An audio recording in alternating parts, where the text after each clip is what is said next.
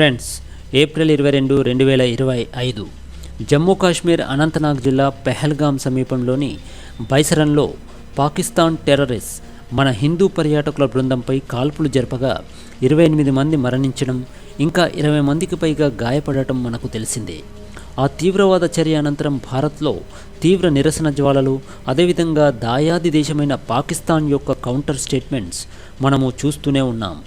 Pahalgam incident తర్వాత భారత్ పాకిస్తాన్ మధ్య మరోసారి మిలిటరీ కాన్ఫ్లిక్ట్, ఇంకా చెప్పాలంటే ఒక వార్ జరగబోతోందని చాలామంది నిపుణులు, సాధారణ పౌరులు అనలైజ్ చేయడం చూస్తూనే ఉన్నాం. ఇక పాకిస్తాన్ పొలిటీషియన్స్ యొక్క స్టేట్మెంట్స్ చూస్తుంటే నిజంగానే ఏదో మిలిటరీ కాన్ఫ్లిక్ట్ జరగబోతోందని అనుకోవచ్చు.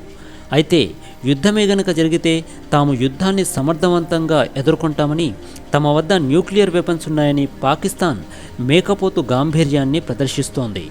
ఇక Pakistan former railway minister Sheikh Rashid Ahmed అయితే పాకిస్తాన్ వద్ద 125 గ్రాముల నుండి 250 గ్రాముల బరువుండే light weight tactical nuclear weapons ఉన్నాయని, వాటి ద్వారా ఇండియాని సమర్థవంతంగా ఎదుర్కొంటామని చెబుతున్నాడు.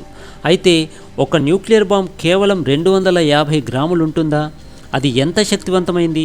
పాకిస్తాన్ చెబుతున్న దానిలో ఎంత నిజముంది? సైంటిస్ట్ మరియు ఎక్స్పర్ట్స్ ఏం చెప్తున్నారు? ఆ విషయాలు ఇప్పుడు ఈ వీడియోలో చూద్దాం.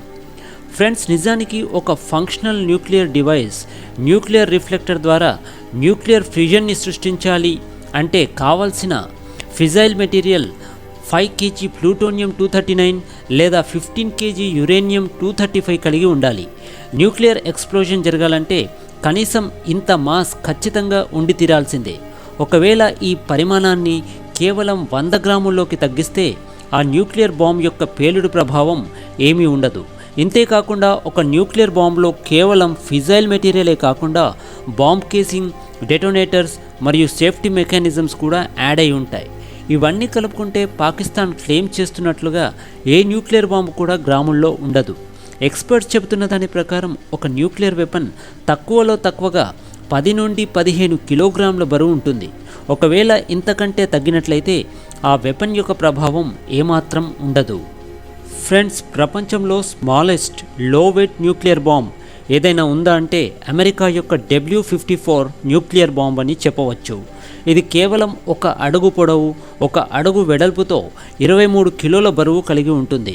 ఈ W54 న్యూక్లియర్ బాంబ్ పోర్టబుల్గా ఉండి కేవలం ఒక మనిషి మాత్రమే దాన్ని లాంచ్ చేసేటట్టుగా ఉంటుంది.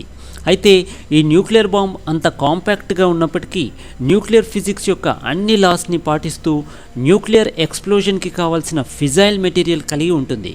పాకిస్తాన్ తన దగ్గర హ్యాండ్ గ్రేడ్ సైజులో కేవలం 100 గ్రాముల బరువు కలిగిన న్యూక్లియర్ వెపన్స్ ఉన్నట్లు క్లెయిమ్ చేస్తున్నప్పటికీ ఇంటర్నేషనల్ అనలిస్ట్ మాత్రం పాకిస్తాన్ యొక్క స్టేట్మెంట్స్లో నిజం లేదని, వాటికి క్రెడిబిలిటీ కూడా లేదని కొట్టిపారేస్తున్నారు.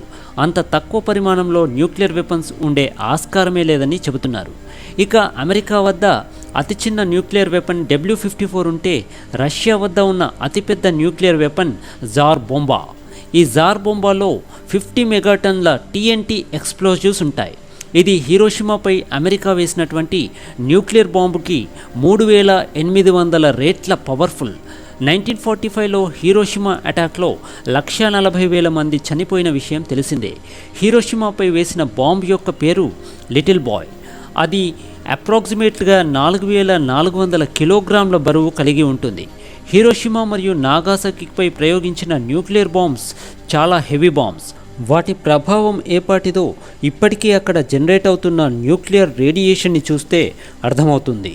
ఈ విషయాలన్నీ పక్కన పెడితే ఇంతకీ ఇండియా వద్ద మరియు పాకిస్తాన్ వద్ద ఎన్ని న్యూక్లియర్ వెపన్స్ ఉన్నాయో చూద్దాం.